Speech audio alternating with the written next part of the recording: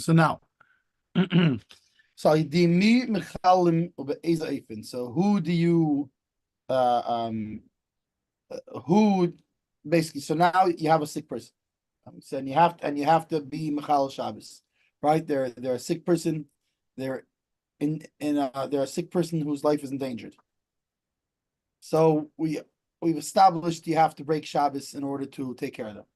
So now the question is, who do you do it? Who does so do you have does a Jew do it? Do you find a non-Jew to do it since he doesn't have a problem with Shabbos? I mean, the Rabbanon, you can't have a non-Jew do something for you on Shabbos, but that's only a Gzeir Midrabanan.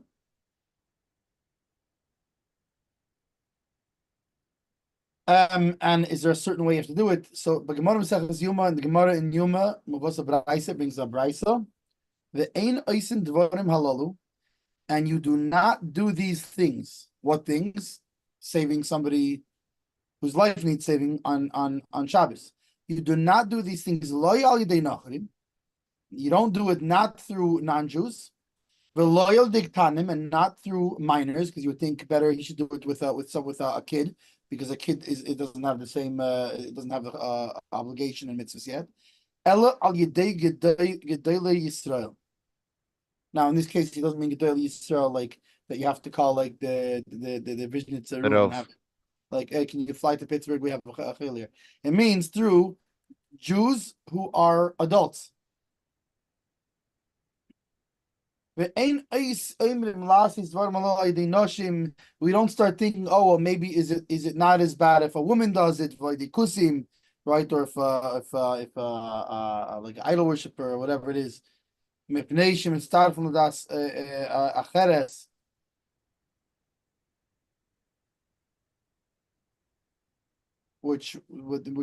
literally means that they combine to a different now set of knowledge. And what does that mean? The Rosh explains that das acheres means be moven shel to'us shanosim vakusim yachshavu shmechalim davka al yodam mipnei shepikuach nefesh ein dei Shabbos. V'to'uzu tigrim lahem lisatzal bat solam. That they're going to think that. What are they going to think? They're going to think that the reason you're trying to use them to do this thing is because that they're going to think that saving a life does not push off Shabbos, right? And that must be why you're trying to get them to do it, right? So it should be less severe or something like that. And then you know what's going to happen? That's going to cause them to essentially be lazy in saving a person, because you're going to feel like they're doing something wrong. Right. Because if like we said about, like we talked about earlier today about the eating the treif food, where it's like, I know I'm allowed to, but like they might hesitate because like, it's this treif. I'm a yid and I'm going to eat treif. Like, you know, it's just right. So in this case, that hesitation it's similar to that, but the fact I'm saying that the hesitation is sakonas nefashos. Right. So in that case, the hesitation is because it's disgusting to him. In this case, the hesitation being that they're going to think they're going to think that the Shabbos doesn't that the Shabbos, they will realize that Shabbos gets pushed off from if a life is in danger. I just want to read I quickly looked up Safari's translation. It's from the Quran edition, the William Davidson Talmud. I just like how they translate it. I think it helps. It just clarified in my own mind. There's the wording of them. It's starfin ladas acheres, meaning they write the opinions of these people are going to combine with an additional opinion, meaning, so if there's a machlokes, then their opinions might then be considered when coming to a decision. Like somebody, there's going to be another case, and they're going to say, wait, no, you can't do that. How do I know? Because Rabbi such and such, when this guy was had a heart attack, he made us call the right, which makes a lot of sense, because I was wondering, Nashim is not Nashim, fine, one thing, but Kusim, right? They don't keep halacha. What do you care? They're not Jewish, right? So what do you care that the non-Jew is gonna think that? See, now that makes more sense. They're gonna quote something. It's like just say, actually, by the way, guys, last time that guy had a heart attack, and the rabbi told me to call the. So I'm not so sure if you're. And then they're going to Should go, you oh, really wait a be doing second. that? Right. Like, Yeah. it's the classic too many cooks in the kitchen. We don't want that because Yeah. it causes problems and delays, and it's not safe. Right. Very good. That actually clarifies it a lot. Because that didn't make sense. Why would Kusim worry about breaking Shabbos? But yeah, that makes sense. They're gonna end up sticking their nose in another situation, and they're gonna cast doubt, and thereby delaying the saving of the life. Taisvis Kosvu Taisvis Rocha Philip Mikdash Efshel Hatzel Aydei Nachri. Taisvis writes furthermore, not just are we talking about that like that if there is no non-Jew available, then you break Shabbos and save the life. But rather mitzvah lechatchila lahatzlai de Yisrael. It's a mitzvah in the first place to save the life, that the Jew should save the life. Why? Because maybe the non-Jew. Now, by the way, we're not talking here about like a doctor is going to do a surgery and he's not Jewish. And you go, no, I'm Jewish. I'm going to do the surgery. We're not talking about that. We have to put a little context here also, because like for example, let's say in Ukraine, certainly back in the 1930s, 40s, etc.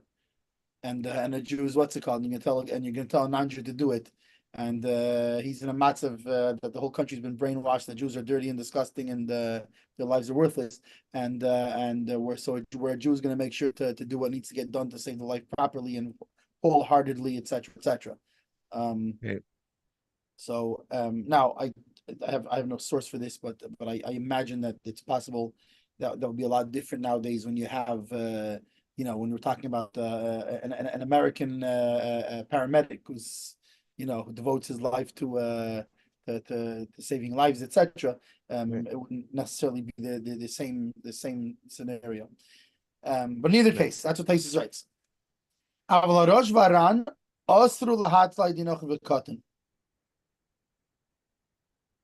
The Rosh Naran, they prohibited to save the life through a minor, right, or a non-Jew. Shema Yachshu Harayim Shos L'Chal Shabbos B'Duch Nefesh. Why? Same thing like we said the last thing. It's not mitzvah from the das. It's not that they're going to butt in, but there could be onlookers, and these onlookers, they see you, Rabbi so and so says, they get the non-Jew to say right, and all of a sudden say, oh, I saw it.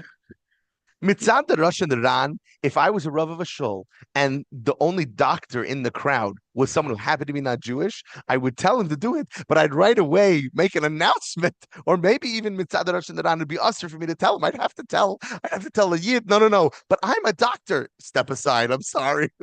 Right. We can't risk people thinking it's usher, and I only asked you because you're not Jewish. So these are all, I can't risk it. Again, it's a silly example, but Mamish, I totally hear that. I can only assume that the Rosh and Ran don't mean let the guy die.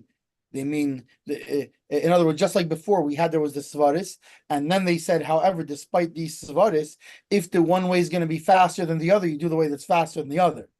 Right. It must be talking about if you have a Jewish doctor and you have a non-Jewish doctor, all like we said before, all other things being even.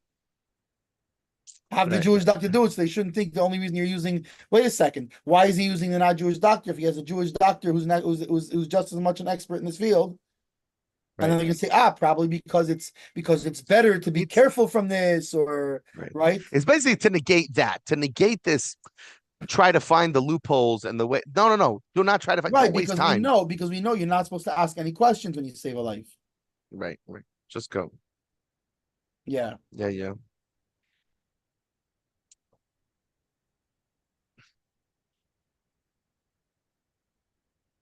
And they're going to try to be they want to do things right, and the next time such a situation they're going to say, wait, let's try to find the last time they used a doctor that wasn't Jewish, so hang on, doctor, let's see if we can find a non-Jewish person or or a minor who can do the same or something like this. A Shulchan Aruch Kasav Kirash. The Shulchan Aruch writes like the Rosh. Shemechalim Shabbos al Chela sheyesh beisakana. That we break Shabbos. It's funny how they say why they still call it mechalalim. Like we desecrate the Shabbos. We're not desecrating it. If we're supposed to do it, why is it called desecrate? We desecrate it. On Shabbos, we're not supposed to. We're honoring the Shabbos by doing it.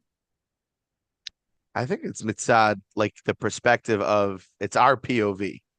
Mitzad Shabbos doesn't feel disrespect. Like mitzad Hashem, it doesn't feel we're disrespecting. Mitzad our POV, we're used to our point of view. We're used to on this day on Shabbos, we don't do such activities. Right. To do such an activity would be to Mechal Shabbos, and the extremity of wording of yes, go be Mechal Shabbos to save a yid. Like it's to remind us, to tell us how important it is that yes, even though it seems like a Chil Shabbos, it's not. Even though it seems like one, but like to me, that's what I keep hearing is every time we say Mechal Shabbos, it's yeah, go do it, even though it seems like it's disrespecting Shabbos. Right, sort of like how the guy with the nevela, how it feels disgusting because it disgusts him, but yeah. Right. That we or I'll tell you. Or by maybe the way, it's just the way it's just the way because it's the way that it's usually said also. Yeah, but I'll say an example that I think a lot more people can relate to is the times that they have to eat on a fast day. So first of all, every pregnant woman, every from Lubavitcher girl, every from girl out there, the first time she has to eat on a fast day when she's nursing or pregnant, she's like, no. And a lot of them will try to fast anyway, and it's not safe. It's not safe for the baby. I know somebody who's a nurse in Muncie. She has so many births that suddenly happened by Purim night. Why? Because so many first-time mothers who they go and fast on Tinus Esther because they're convinced I'm going to do it, and they go into labor early, and she has to run out, and she tells them, "Do not go away for Purim because I'm not going to be able to drive. I'm not driving all the way from Muncie to Park." We actually had a case by us where my wife was told to fast on Yom Kippur. Why? Very simple, because the baby was full term already. So the fasting, the only thing it's going to do is induce labor. The due date was Shmini Atzeres. And so we asked the doctor, in other words, is it dangerous at all? And he said, no, it's just a matter of you might go into labor. And so he said, okay, and so what if she goes into labor? So he said, then you'll come here and deliver your baby. It's a full-term baby. In fact, we ended up having to induce because they were like, it's already, or it's already right. It was the week they already induced the week after, whatever. So it was in his case, it wasn't a dangerous question, but let's say it's not full term. Going into labor is a problem. You're endangering. Yeah. Right. All right. So yeah. So anyway, so the Shulchan Aruch says that you desecrate the Shabbos for a sick person that is endangered. And we try not to do it where possible, obviously. Where it's not going to present a greater danger through a non-Jew or women or minors. But rather through Jews who are adults, and not just adults, but people who are knowledgeable people. Because then people will see and they'll say, "Oh, see, look, even him, he's a knowledgeable guy, and he's doing it. So it's so therefore we know that we're supposed to save a life on Shabbos."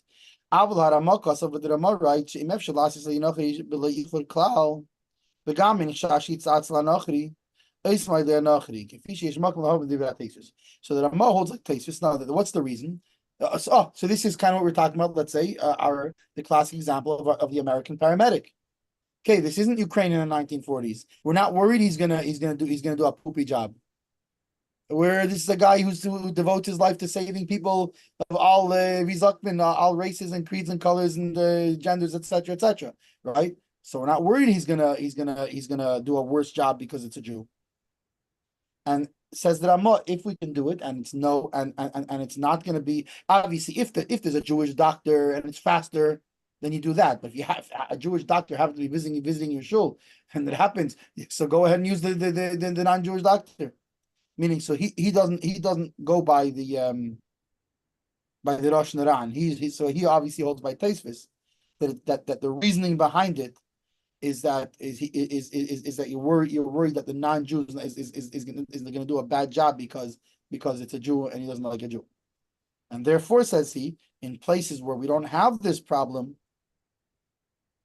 just like Taisvis says, in other words, where we're not worried about these kind of non-Jews. Malpractice. Then if again we're talking we're in all these cases we're talking about all other things being equal, because all other things being equal, if you have a non-Jewish doctor, even in those places, if there's a non-Jewish doctor and he can do it fast or whatever, in the meantime he can start until the Jewish doctor gets there or whatever, then you do what's fastest and what's more guaranteed to save the life. Same thing here. If there's a Jewish doctor there, you don't start looking for. The question is, what happens in a case where all things are even, which is why these cases are probably, in some ways, might be fairly rare. Because usually in emergency cases, it's not all things are even. It's there is somebody there who can act fastest, and the bottom line is you take that person who can act fastest. Right. Period. But all other things being even, that's how the Shulchan Aruch holds, like Rosh Naran. Is that and the Ramah holds that. That no, you can use a non-Jew if there's if you're not worried about him doing a poopy job, and especially, and you're not worried about and it's gonna be just as fast. The Mishnah Berurah says that the Taz, my Zayder, the Taz, the and then obviously the Bach also, Right. maternally anyway, because the Taz was the Bach's son. He pushed away the ruling of the Ramah because of wrote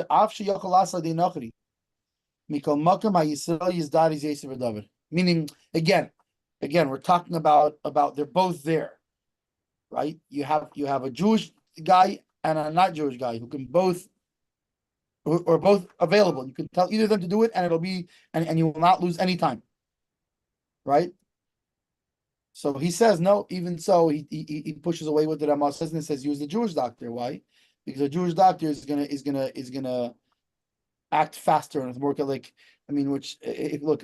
Let's look, for example, at this is not lav doctor. This is work everywhere. But let's say in Brooklyn, let's forget who's a Jew and who's not a Jew and what's it called. Would you rather the something angels or whatever guys, or would you rather the Atzala guys? Those Atzala guys, they're going to jump through every hoop and what's it called? They've already called before. They had another guy drive to the hospital and already prepared that there's a guy coming in. He's going to be here in 3 minutes. Like they're going to jump through more loops. They're going to do it better. They're going to, and obviously anything that influences that the life can be saved better. And so the Taz feels that the Jewish guy involved is going to be more. Have more fire under his underside to get it done. Right. And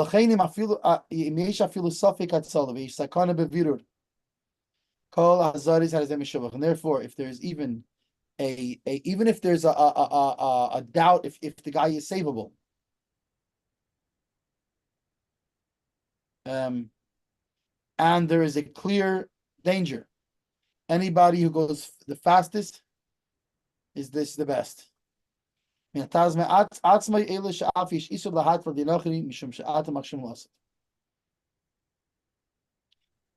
himself, what does it come that again we're talking all other things being equal, he holds that it is prohibited to save him, to instruct the non-Jew to save him. Why? Because he holds like essentially like the Rosh Naran. That then people are going to see, and they're going to think that it's prohibited for a Jew to save the life on Shabbos, and that's why you're doing it. Admur Azokin Kosov. You still go to, did they start like Mamish at 9:30 or? Yeah, so we got like 60 seconds. We can this paragraph. Fine, so it's a long thing what he says. So I guess that's what we'll continue. We'll continue about what the Alter Rebbe says about this thing. What does the Alter Rebbe add to this? Okay, Yeah, and how he, I guess, clarifies it, and which the Alter Rebbe often does. sounds Um, good. okay, very good. Okay, see you Sage tomorrow. ich, eine gute Nacht.